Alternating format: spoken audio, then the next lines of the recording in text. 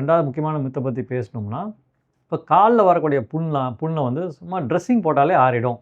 பல பேர் வந்து கால்ல வந்து புண்ணு வரும்போது, பக்கத்துல இருக்க டாக்டர்ட்ட போயிட்டு ட்ரெஸ்ஸிங் பண்ணிட்டு, ஆ அது ட்ரெஸ்ஸிங்லேயே சரியாயிடும்னு சொல்லி பல மாதங்களாவே அந்த ட்ரெஸ்ஸிங் பண்ணி அந்த புண்ணு சுருங்குற மாரி இருக்கும். ஆறாதே அப்படியே கன்டின்யூ ஆயிட்டு இருக்கும்.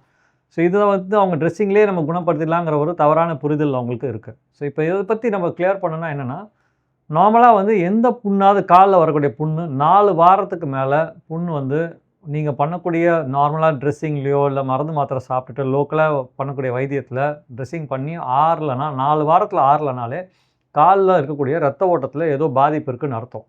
இது வந்து ஏஜ் வைஸா நம்ம பிரிச்சுக்கலாம். இப்ப சப்போஸிங் வந்து ஒரு வயதான நபர் 60 வயசுக்கு மேலயோ, 65 வயசுக்குள்ள நபர்கள்ல கால்ல வரக்கூடிய புண்ணுகள்ல அட்லீஸ்ட் ஒரு 70% 70% வந்து கால்ல இருக்கக்கூடிய சிரை சார்ந்த பிரச்சனைகள், வாரிகோஸ் வெயின்னால வரக்கூடிய புண் தான் 70% வந்து கால்ல வரக்கூடிய லெக் அல்சர்ஸோட பெர்சன்டேஜ் பார்க்கும்போது. மோர் தென் 65 இயர்ஸ்.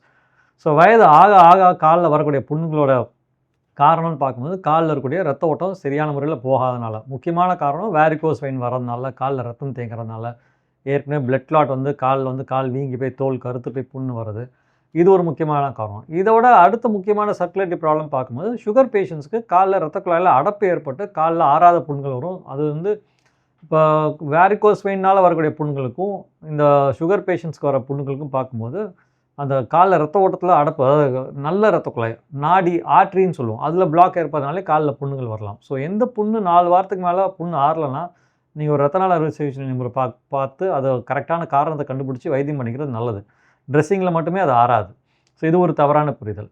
3வது தவறான ஒரு மித்துன்னு பார்க்கும்போது, தவறான புரிதல்னு பார்க்கும்போது, இந்த வாரிகோஸ் வெயின் வரதுனால ஹார்ட் அட்டாக் வருமா? ஸ்ட்ரோக் வருமா? கால் எடுத்துருவாங்களா? இந்த மாரியான ஒரு தவறான புரிதல் இருக்கு. வாரிகோஸ் வெயின்ங்கிறது நம்ம சிரை சார்ந்த பிரச்சனை. வெயின்ல வரக்கூடிய பிரச்சனைகள். இப்போ ஹார்ட் அட்டாக்ங்கிறது இருதயத்தில இருக்கக்கூடிய நல்ல ரத்த ஓட்டம். ஆர்ட்ரில அதில வரக்கூடிய பிளாக்ஸ். அதே மாரி ஸ்ட்ரோக்குங்கிறது மூளைக்கு போகக்கூடிய நல்ல ரத்த ஓட்டம். ஆக்ஸிஜன் கலந்த ரத்தத்த கொண்டு போகக்கூடிய ஆர்ட்ரில வரக்கூடிய பிளாக்ஸ்னால ஸ்ட்ரோக் வரலாம்.